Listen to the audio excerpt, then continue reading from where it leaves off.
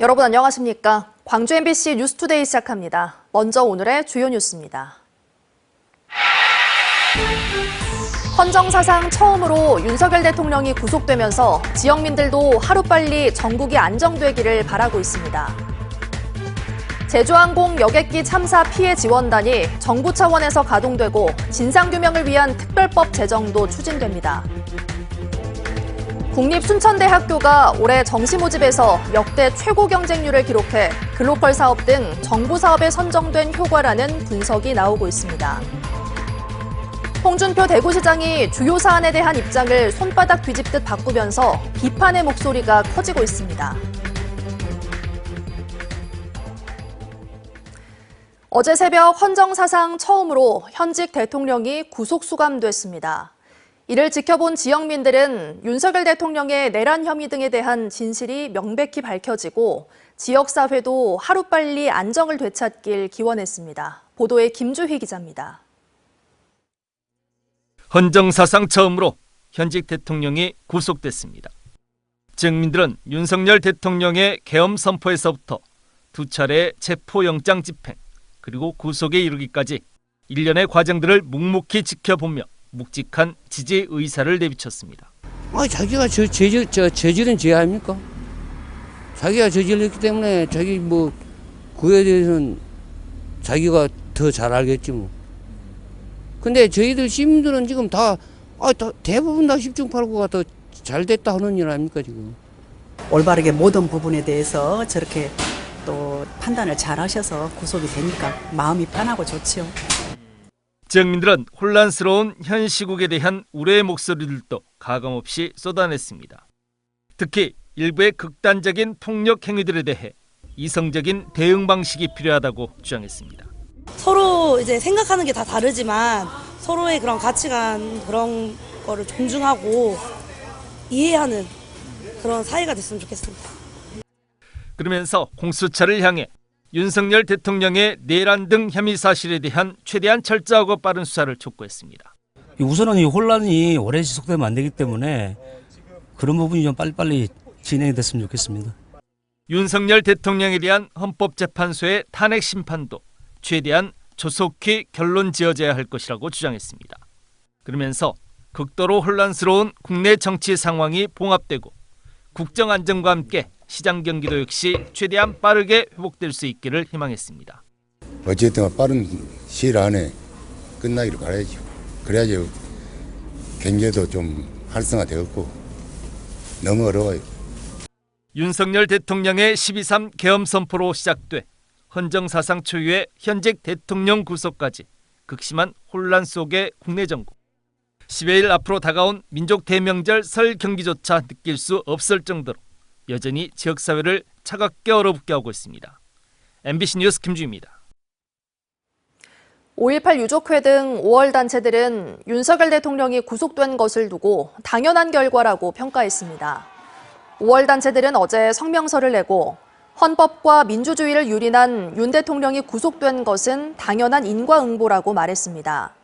그러면서 대통령 지지자들은 법원에서 폭동을 일으키며 내란 행위를 이어가고 있다며 윤 대통령은 더 이상 혼란을 일으키지 말고 스스로 대통령직에서 물러날 것을 촉구했습니다. 한 주의 시작인 오늘 대체로 포근한 겨울 날씨가 예상됩니다. 하늘 모습 먼저 보시면 깨끗한 하늘 드러나 있습니다. 조일 고기압의 영향권에 들겠습니다.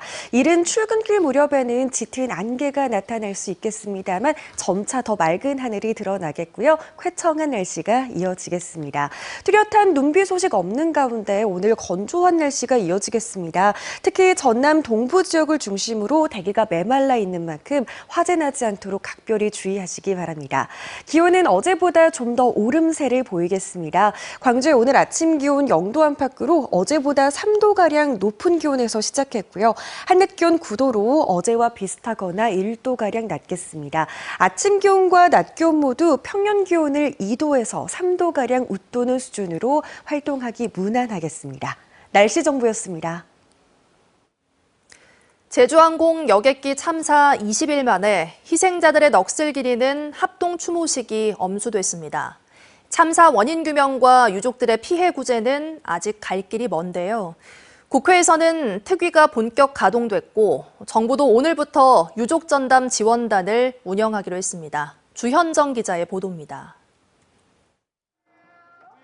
희생자의 넋을 위로하는 식김굿의 구슬픈 가락이 참사 현장을 휘감습니다. 황망하게 사랑하는 이들을 한꺼번에 떠나보냈지만 유족들은 서로를 위로했습니다.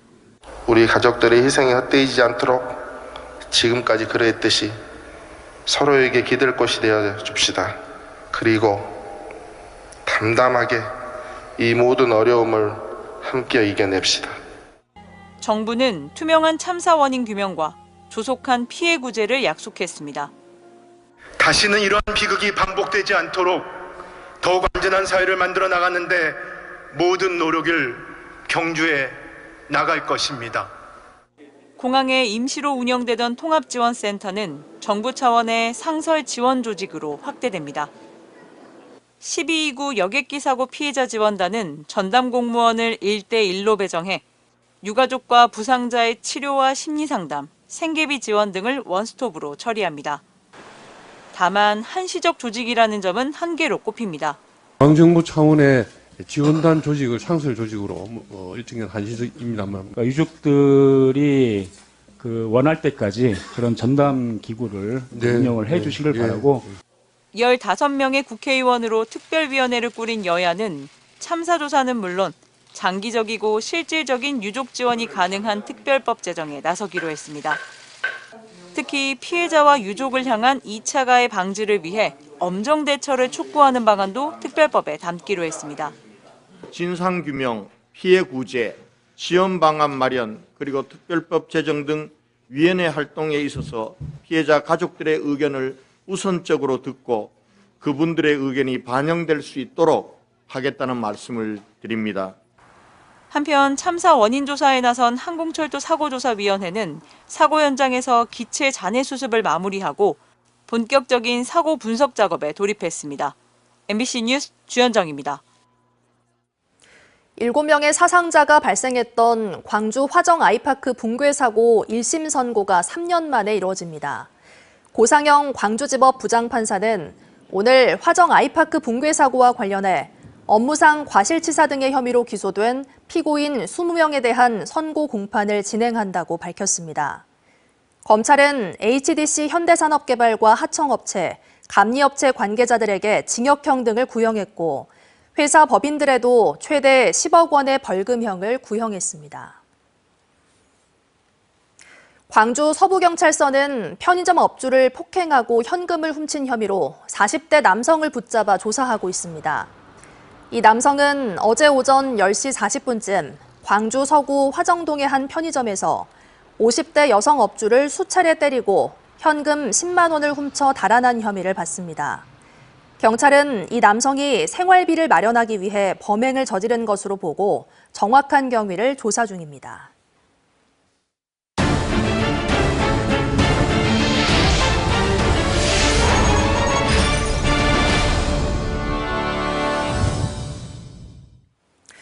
국립순천대학교가 정시 모집에서 역대 가장 높은 경쟁률을 기록했습니다. 학령 인구가 줄어드는 상황에서도 분위기가 달라진 건 글로컬 대학 30등 정부의 굵직한 교육 사업에 잇따라 선정됐기 때문이라는 분석입니다. 유민호 기자가 보도합니다. 국립순천대의 이번 신입생 정시 모집 경쟁률은 5.77대 1입니다. 호남 지역 4년제 공립대학 중 가장 높은 수치인데 지난 1996년 정시가 도입된 뒤 학교가 기록한 역대 최고 경쟁률입니다. 수시 모집 등록률은 88.2%로 전년도보다 13.9%포인트 상승했습니다. 정시와 수시 모두 지난 모집과 분위기가 달라졌다는 평가입니다. 올해 2년차로 본격적으로 접어들면서 이 사업에 대한 인지도가 확산되고 수험생들이 피부로 받아들이는 체감도가 높아지면서 확실히 홍보 활동을 진행하는 데 있어서 학생들에게 더 긍정적으로 작용했던 것 같습니다. 학령 인구 감소로 지역 대학이 신입생 모집에 어려움을 겪고 있는 상황.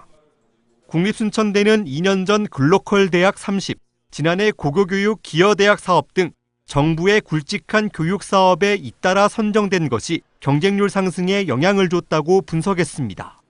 다만 이 같은 결과가 한 해 반짝 성과에 그치지 않도록 국립목포대학교와 통합, 의과대학 대학병원 신설 작업을 흔들림 없이 추진할 계획입니다. 또 고흥과 광양 등 인근 지자체에 조성 중인 지산학 캠퍼스 안착도 중요한 과제입니다. 대학 통합에 기반한 의과대학 유치와 지산학 캠퍼스 확장을 통해 지속적인 성장이 가능한 대학으로 자리매김하고 지역과 함께 세계로 뻗어나가는 초글로컬 대학으로 도약할 것입니다. 국립순천대는 다음 달 7일 정시 최초 합격자 발표를 시작으로 등록 절차를 진행할 예정입니다. MBC 뉴스 유민호입니다. 국회 도서관에 신규 분관이 들어설 곳으로 광주가 최적지라는 연구 결과가 나왔습니다. 한국도서관협회는 최근 수행한 국회 도서관의 역할 강화 방안에 관한 연구 결과 보고서에서 지방 소멸을 막고 지역 균형 발전을 이루기 위해서는 국립도서관이 전무한 호남 권역에 분관을 건설해야 한다고 밝혔습니다. 그중에서도 국립아시아문화전당과 연계해 시너지 효과를 낼 수 있고 교통의 요충지인 광주가 국회 도서관 분관 최적지라고 분석했습니다. 광주 국회의원들도 지난해 토론회를 열고 국회 도서관 분관의 광주 유치 필요성을 강조한 바 있습니다. 설 명절을 앞두고 광주 전남 노동자 3천여 명이 임금 체불 신고를 한 것으로 드러났습니다. 광주지방고용노동청에 따르면 추석 명절 직후인 지난해 9월부터 3개월간 광주 전남 노동자 3천여 명이 임금을 제때 받지 못했다며 신고했습니다. 이 기간 집계된 체불 금액은 311억 원으로 2023년 같은 기간보다 23% 늘었습니다. 노동당국은 건설 제조업의 불경기가 이어지며 임금 청산이 늦어지는 것으로 보고 오는 24일까지 집중 지도 기간을 운영한다고 밝혔습니다.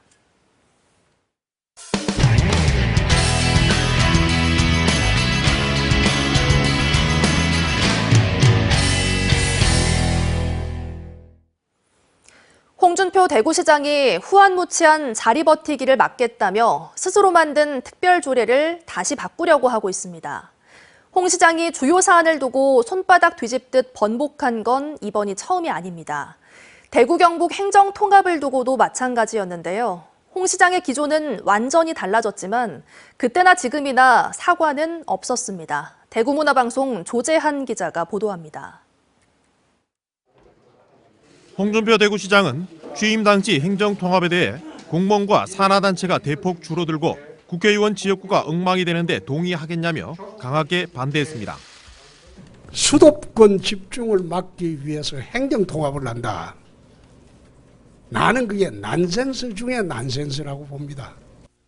그런데 2년도 지나지 않아 행정통합만이 살 길인 듯 밀어붙이기 시작했습니다. 중국을 방문한 뒤였는데 오랜 생각이었다며 도를 없애고 광역시와 국가가 바로 되는 2단계 행정체계를 제시했습니다. 청두시 자체가 2,500만, 대구의 10배입니다. 그래서 청두시에서 돌아오면서 우리도 대구 경북도 통합을 하는 게 맞겠다, 그런 생각을 했습니다. 손바닥 뒤집듯 달라진 홍 시장의 변화는 정무직 공무원과 출자 출연 기간에 장과 임원, 임기 관련 조례 개정에서도 마찬가지입니다. 홍 시장은 대구시장에 당선되자마자 전임 시장이 임명한 단체장을 향해 원색적 비난을 했습니다. 정무직 존립 근거인 임명권자가 바뀌었는데 임기를 핑계 삼아 죽치고 앉아 있는다면 도리도 모르는 후한무치이며 중앙이나 지방이나 똑같다고 했습니다.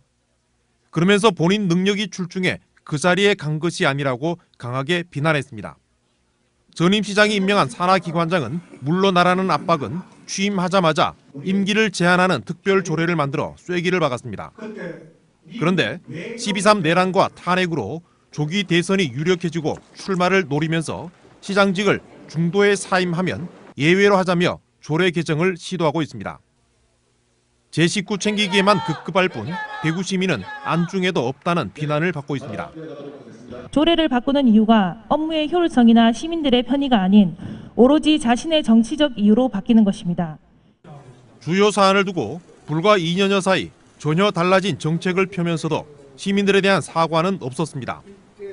대구시장 자리를 그저 정치적 존재감만 유지하며 중앙정치 복귀를 위한 발판으로만 여기는 건 아닌지 대구 시민들은 묻고 있습니다. MBC 뉴스 조재환입니다. 동해에서 잡히는 어종이 빠르게 변하고 있습니다. 수온이 급격히 오르고 있기 때문인데요. 동해의 대표 어종인 오징어는 어획량이 급감하는 반면 고등어와 방어 같은 난류성 어종은 눈에 띄게 더 많이 잡히고 있습니다. 포항문화방송 장성훈 기자입니다. 동해안 최대 어항구인 포항 구룡포항. 예전 이맘때 같으면 한창 조업에 나섰을 오징어 배들이 줄줄이 묶여 있습니다. 어획량 급감으로 조업을 할수록 손해가 커지자 2달여 전부터 일찌감치 성수기 조업을 중단해버린 겁니다. 양이 없어가지고 경비도 지금 못 하고 있어요. 기름값이 안 될 정도로 그만큼 오징어가 지금 안 나오고 있습니다. 지난해 경북 동해안의 오징어 어획량은 2,800여 톤, 4년 전과 비교하면 7분의 1 수준으로 급감했습니다. 붉은 대게도 5,900톤에서 3,500톤으로 거의 반토막 났습니다. 반면 난류성 어종인 고등어는 4년 전 495톤에서 7,900여 톤으로 무려 16배 늘었고 청어와 방어류 역시 2배 더 많이 잡혔습니다. 전 지구적인 기후위기 탓에 바다수온 상승이 가속화하면서 동해의 오징어가 빠르게 북상해 어장이 사라진 데 반해 고등어와 청어 등은 남해에서 동해로 올라오고 있는 겁니다. 북한 해역이나 러시아 해역이나 또 일본 해역 쪽에서도 수온이 올라가다 보니까 오징어들이 더 빨리 북상을 하는 거예요. 난류성 어종들이 동해에 이제 많이 올라오면서 어획량이 늘었고 찬물을 좋아하는 애들은 좀 많이 또 어획량이 감소하는 추세죠. 지난 55년간 동해의 수온은 1.82도씨 올라 지구 평균 0.52도씨보다 3.5배, 남해와 서해보다도 50-60% 높았습니다. 우리나라에서 동해의 수온과 어종 지도가 가장 빠르게 변하고 있는 만큼 어민 피해를 최소화할 수 있는 보다 철저한 어업정책 수립이 시급해 보입니다. MBC 뉴스 장성훈입니다. 코로나 팬데믹 이후 관광산업이 상당히 회복됐지만 실제 경제 효과로 이어지는지는 의문이라는 지적입니다. 한국은행이 펴낸 보고서에는 전북을 찾는 관광객들이 먹거리 중심의 여행을 하다 보니 파급 효과가 제한적이라는 분석입니다. 전주문화방송 이종효 기자가 보도합니다. 쌀쌀한 날씨 속에도 전주 한옥마을에는 관광객들이 많이 눈에 띕니다. 코로나 때 끊기다시피 했던 관광객이 다시 늘기 시작해 2023년 전주 한옥마을에는 역대 최대인 1,500만 명이 찾은 것으로 나타났습니다. 그냥 친구랑 놀러 왔어요. 1박 2일로 여행하려고요. 한국은행 전북본부가 전북 지역 관광산업의 특성 보고서를 통해 관광객들의 지출을 분석했습니다. 2024년 전북 지역 관광 소비 지출액은 739억 원, 이 가운데 식음료업이 461억 원으로 전체의 69%를 차지했습니다. 이는 강원도를 찾은 관광객의 식음료업 지출 비율 57%, 제주 관광객 44%보다 훨씬 높았습니다. 시계 문화가 좀 발달이 잘 돼 있는 도시잖아요. 그래서 다들 좀 먹으러 많이 오시지 않나. 반면 숙박에는 소비 지출이 많지 않았습니다. 전북 지역 관광객의 숙박 지출액은 전체의 5.8%에 불과했고 이는 강원도 15.3%, 제주도 15.5%에 비해 훨씬 적었습니다. 1인당 평균 숙박일수가 제주는 0.8일, 강원은 1.2일인데 비해 전북은 0.3일에 불과했습니다. 그 결과 2024년 전북 지역 관광객의 전체 소비 지출액은 739억 원으로 강원도 1,296억, 제주도 1,238억 원보다 훨씬 적었습니다. 여기서 머물다 갈 수 있는 숙박소라든가 이런 제반의 인프라가 덜 구축이 된 것 같습니다. 여행객들이 다시 찾을 수 있도록 인프라 구축이 돼야 한다 생각합니다. 한국은행 전북본부는 전북 관광자원이 먹거리 중심이라는 점이 확인된 만큼 체험과 숙박, 식도락을 결합한 복합 관광을 개발해야 한다고 조언했습니다. 이와 함께 문화유적지나 생태관광과 결합한 숙박시설을 조성해 체류형 관광을 유인할 필요가 있다고 강조했습니다. MBC 뉴스 이종휴입니다. 겨울철 독감 유행에 명절 연휴까지 겹치면서 광주 전남 혈액 수급에 비상이 걸렸습니다. 대한적십자사 광주 전남 지사에 따르면 지난 17일 광주 전남의 혈액 보유량은 5.31분으로 7.41분이던 지난 1일 이후 감소 추세입니다. 다가오는 설 연휴가 6일로 긴 데다 독감이 완치되고 한 달 정도 지나야 헌혈이 가능한 만큼 혈액원 측은 원활한 혈액 수급을 위해 헌혈에 대한 관심을 부탁했습니다. 광주 소방이 설 연휴 기간 비상근무에 나섭니다. 광주시 소방안전본부는 오는 22일부터 다음 달 5일까지 전문 의료상담 인력을 늘리는 등 응급환자 관리 체계를 강화하겠다고 밝혔습니다. 한 주의 시작인 오늘 대체로 맑고 포근한 날씨가 이어지겠습니다. 하늘 모습 먼저 보시면 깨끗한 하늘 드러나 있습니다. 종일 고기압의 가장자리에 들겠습니다. 이른 출근길 무렵에는 곳곳에서 짙은 안개가 나타날 수 있겠지만 점차 더 맑은 하늘이 드러나겠습니다. 뚜렷한 눈비 소식 없는 가운데 건조한 날씨가 이어지겠습니다. 특히 전남 동부 지역을 중심으로 대기가 메말라 있는 가운데 화재 나기 쉽겠습니다. 불씨 관리 철저히 해주시길 바랍니다.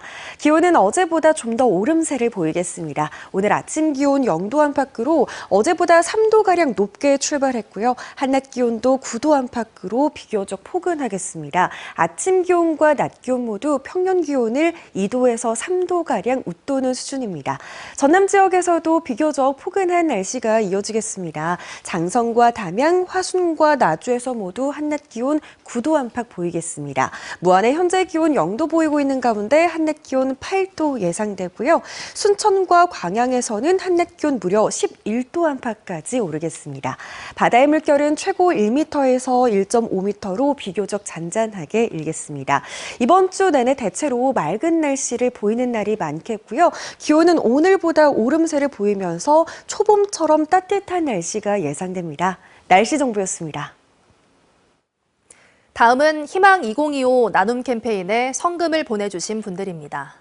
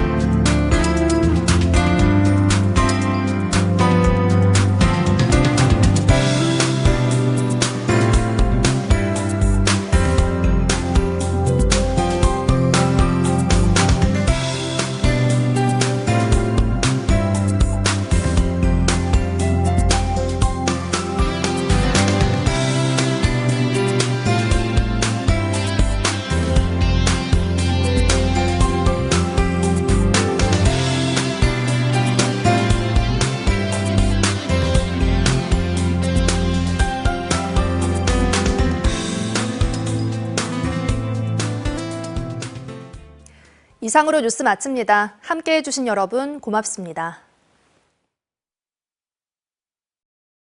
언제 어디서나 내 손 안의 뉴스. 광주 MBC 뉴스 유튜브 구독으로 함께하세요.